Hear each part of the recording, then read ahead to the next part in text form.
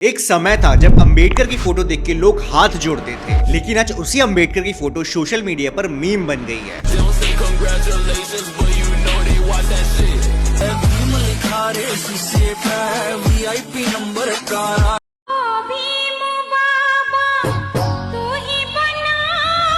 Reservation के jokes में उनका फेस लगाया जाता है, जय भीम को बदलकर मजाक बनाया जाता है। कुछ रील्स में तो कास्ट और अनटचेबिलिटी जैसे सीरियस इशू को भी कॉमेडी के नाम पर यूज किया जाता है। पता है गवर्नमेंट रिजर्वेशन पोस्ट को क्यों नहीं भर पा रही है? क्योंकि बच्चे एग्जाम में आंसर शीट टच नहीं कर पा रहे। चलो नीचे। तुम गिलास में कैसे पानी पी लिया हमारा? अरे आपने सब किया, हमने पिया। क्यों पी लिया? आप पूछ के दिए होते हम। ये सब देखकर लग सकता है कि ये कुछ रैंडम ट्रोल्स है जो अटेंशन के लिए कर रहे हैं।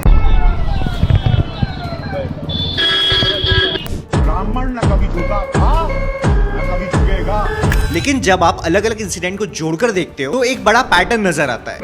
ब्राह्मणों की बुराई कर सको बेटे, बराबरी तो थारे बाप दादा तभी ना। फरवरी 2023 में जैन यूनिवर्सिटी के स्टूडेंट्स ने एक स्किट परफॉर्म की। इस स्किट में बी.आर. अम्बेडकर को बीर अम्बेडकर कहा गया और रिजर्वेशन, दलित और अनटचेबिलिटी को लेकर जोक्स किए गए।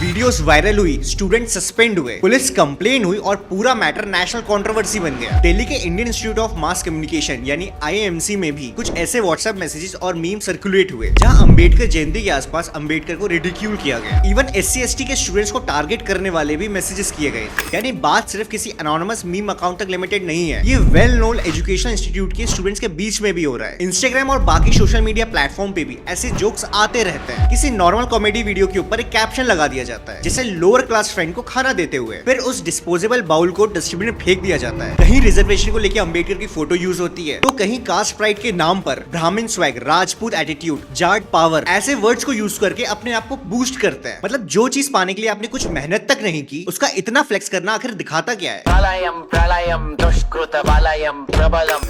ठाकुर की रखावे चाहे कोई, राजनीति पंडितों की चलावे चाहे। बाप दादा मर गए, ब्राह्मण की गुलामी करते हैं।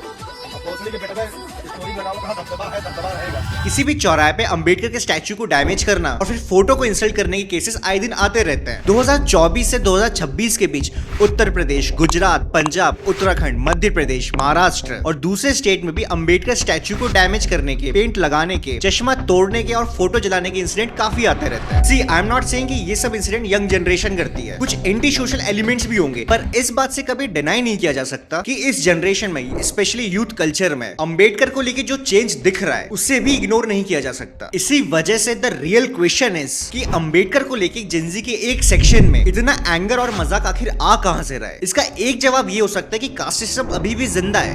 Welcome back. The 19-year-old Dalit gang rape victim from Hathras in Uttar Pradesh succumbed to injuries in Delhi's Safdarjung Hospital. There appears to be another orchestrated attempt to divert the focus from ensuring justice for the victim to launching a full-fledged conspiracy to use caste as an issue to create conflict. और ये बात गलत नहीं है। India में caste discrimination एक दिन में खत्म नहीं हुई है और अंबेडकर को सिर्फ उनकी कास्ट की वजह से हेट करने वाले भी लोग एग्जिस्ट करते हैं। लेकिन अगर हम हर एंटी अंबेडकर मीम और हर यंग क्रिटिक को कास्टिस्ट बोलकर अगर साइड कर दें तो हम इस नए ट्रेंड की असली वजह नहीं समझ पाएंगे। क्योंकि आज जो रिसेंटमेंट दिख रहा है उसके पीछे सिर्फ ओल्ड कास्ट हेटरेट नहीं है, इसके पीछे कई सारे रीजंस है जो हम आज एक एक करके समझेंगे। वो समझने के लिए हमें सबसे पहले जेनजी की साइकोलॉजी समझनी पड़ेगी। And I am also a Gen Z, और जेनजी एक वो जनरेशन है जो इजिली किसी को भी हीरो नहीं बनाती। नरेंद्र मोदी का मीम बनता है, राहुल गांधी का मीम बनता है। न्यायेन राज्यम लवणेन भोज्यम। ये पोल्यूशन देखिए, ये सारा का सारा इसीलिए हो रहा है क्योंकि ये वोट चोरी कर रहे हैं। अरे कहना क्या चाहते हो? महात्मा गांधी का मीम बनता है।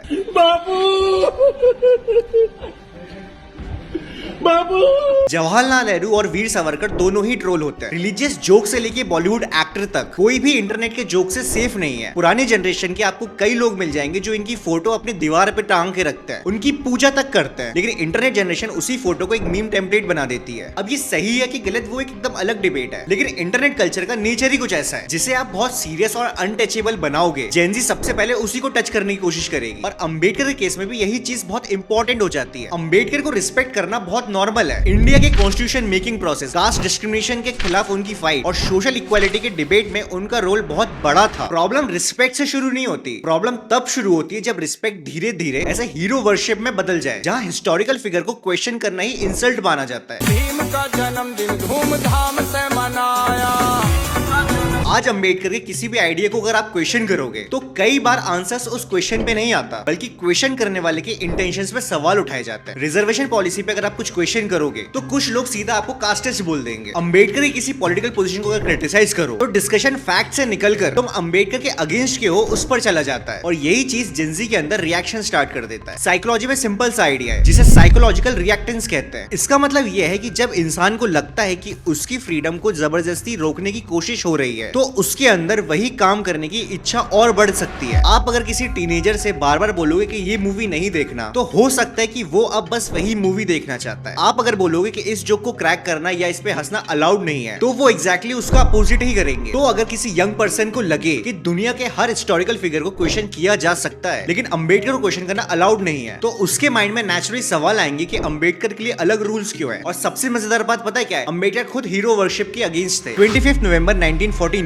को कॉन्स्टिट्यूट असेंबली में अंबेडकर ने पॉलिटिकल में भक्ति यानी किसी पॉलिटिकल लीडर के लिए अंधी डिवोशन को डेंजरस बताया था। वह यह है कि किसी भी महान व्यक्ति के चरणों में अपने स्वतंत्र को चढ़ाने दें या उसे वे शक्तियां न सौंपें जो उसे उन्हीं की संस्थाओं को मिटाने की शक्ति थी। उनका बेसिक पॉइंट सिंपल था, पॉलिटिक्स में किसी एक लीडर को इतना बड़ा मत बनने दो कि लोग खुद सोचना ही बंद कर दें। डेमोक्रेसी तभी चल सकती है जब लोग लीडर को क्वेश्चन करें। लेकिन आज अंबेडकर के अराउंड भी सेम वही प्रॉब्लम दिखने लगी है जिसके अगेंस्ट वो खुद वार्न करके गए थे। उनकी बुक्स पढ़ने से ज्यादा उनकी फोटो यूज होने लगी, उनके आर्ग्यूमेंट्स को समझने से ज्यादा स्लोगन रिपीट होने लगे।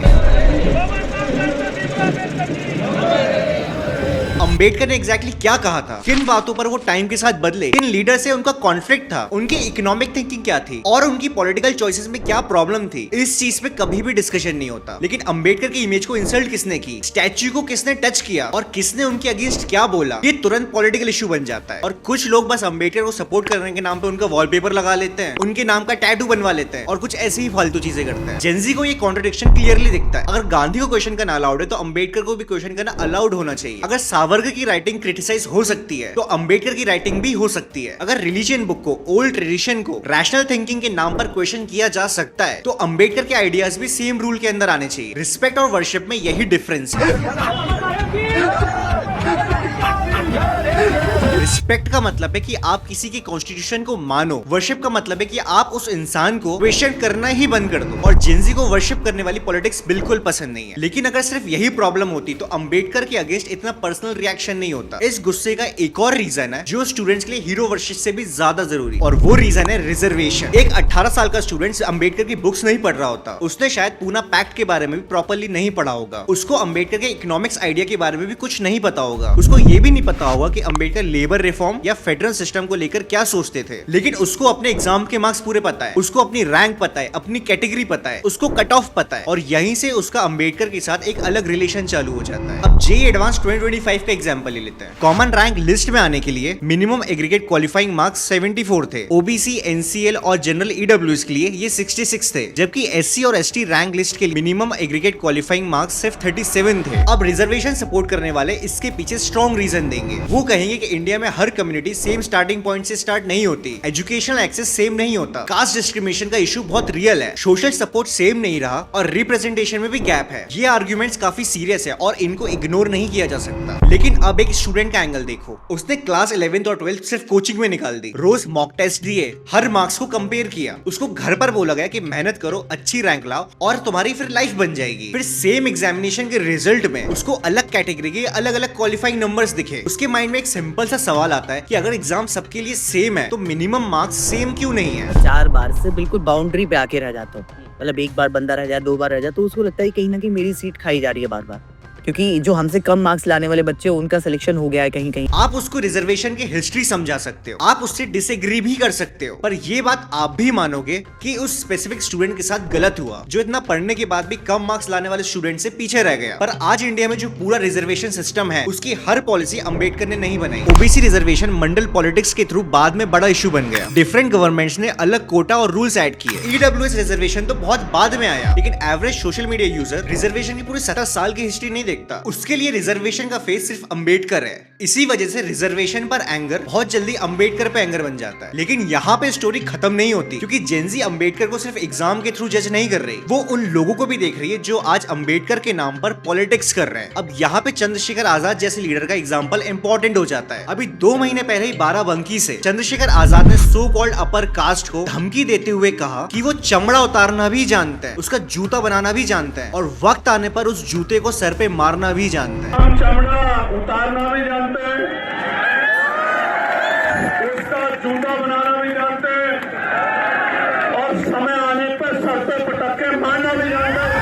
इसी तरह वो ऑफिशियल्स के सामने SC ST के एक्ट्स की धमकी कई बार दे चुके हैं। सपोर्टर के लिए ये लैंग्वेज रेजिस्टेंस की लैंग्वेज है। उनका कहना होता है कि जब दलित के अगेंस्ट वायलेंस और डिस्क्रिमिनेशन होता है, लेकिन एक आउटसाइडर जेनजी व्यूअर्स पूरा हिस्ट्री नहीं देख रहा होता, वो बस ये देखता है कि अंबेडकर के नाम पे कितने हेटफुल पॉलिटिक्स हो रहा है। जब अंबेडकर के नाम पे बनी आर्मी में ऐसे लीडर्स हैं जो बिल्कुल भी एजुकेटेड बात नहीं कर रहे, तो ऑब्वियस है कि उनका डिस्कनेक्ट बढ़ेगा। और यही मॉडर्न पॉलिटिक्स की ब्रांडिंग प्रॉब्लम है। किसी भी आइडियोलॉजी को लोग उसके फाउंडर्स उसकी बुक से जज नहीं करते, वो उस आइडियोलॉजी के प्रेजेंट फॉलोअर्स को भी देखते हैं। कम्युनिस्ट को लोग सिर्फ मार्क्स के बुक से जज नहीं करते, वो कम्युनिस्ट के वर्ड्स और एक्शंस भी देखते हैं। हिंदुत्व को लोग सिर्फ सावरकर को पढ़कर नहीं समझते, वो आज के हिंदुत्व सपोर्टर को भी देखते हैं। Exactly same rule Ambedkar politics पर भी अप्लाई होता है। अगर अंबेडकर कास्ट को खत्म करने की बात करते थे, लेकिन उनके नाम पे पॉलिटिक्स करने वाले लीडर्स बार बार कास्ट आइडेंटिटी को और स्ट्रॉन्ग पॉलिटिकल आइडेंटिटी बना रहे हैं, तो यंग ऑडियंस कॉन्ट्रडिक्शन नोटिस करेगी ही। एक तरफ बोला जाता है कि कास्ट खत्म होना चाहिए, जाति के नाम पर बांटेंगे, क्षेत्र के नाम पर बांटेंगे, लेकिन बांटने वाले लोग आपके हितैषी नहीं हैं। ये लोग भारत में जात पात के नाम पर विभाजन करने में जुटे हैं। दूसरी तरफ हर इलेक्शन में कास्ट कोलिशन डिस्कस होता है। मैं कास्ट सेंसस को एक्सरे कहता हूँ। एक तरफ बच्चों को बोला जाता है कि किसी को भी कास्ट के बेसिस पे जज मत करो, दूसरी तरफ पॉलिटिकल मोबिलाइजेशन कास्ट के नाम पर ही होती है। फिर सोशल मीडिया ने इसको और स्ट्रॉन्ग बना दिया। एक साइड पे जय भीम के रील्स बनते हैं, दूसरी तरफ ब्राह्मण स्वैग और राजपूत एटीट्यूड्स के रील्स बनते हैं, और तीसरी साइड में दोनों का मजाक बनाया जाता है। इस इन्वायरमेंट में भी अंबेडकर भी कास्ट फाइट का सिंबल बन जाते हैं, चाहे अंबेडकर के ओरिजिनल आइडियाज भी उससे काफी ज्यादा कॉम्प्लेक्स क्यों ना हो। हालांकि सी अंबेडकर भी कोई परफेक्ट इंसान तो नहीं है, उनमें भी कई सारी प्रॉब्लम्स हैं। लेकिन जैसा मैंने कहा, अंबेडकर के फॉलोवर की एक सेक्शन की सबसे बड़ी गलती ही यही है, उन्होंने क्रिटिसिज्म और इंसल्ट को इतना ज्यादा मिक्स कर दिया है कि नॉर्मल क्रिटिसिज्म करने वाले लोग भी डिफेंसिव और एंग्री होने लगे। इसीलिए अंबेडकर के अगेंस्ट जो हेटरेट जेनजी के अंदर दिख रही है, वो क्लियरली विजिबल है। और इस सब की भी सबसे बड़े आयरनी अंबेडकर खुद है। इस आदमी ने इंडियंस को हीरो वर्शिप के अगेंस्ट वार्न किया था, आज उसी इंसान को लोगों ने भगवान बना के रख दिया। इस इंसान ने सोसाइटी को कास्ट के इशू पे चैलेंज किया था, उसी का नाम आज कास्ट आइडेंटिटी की पॉलिटिक्स में यूज हो रहा है।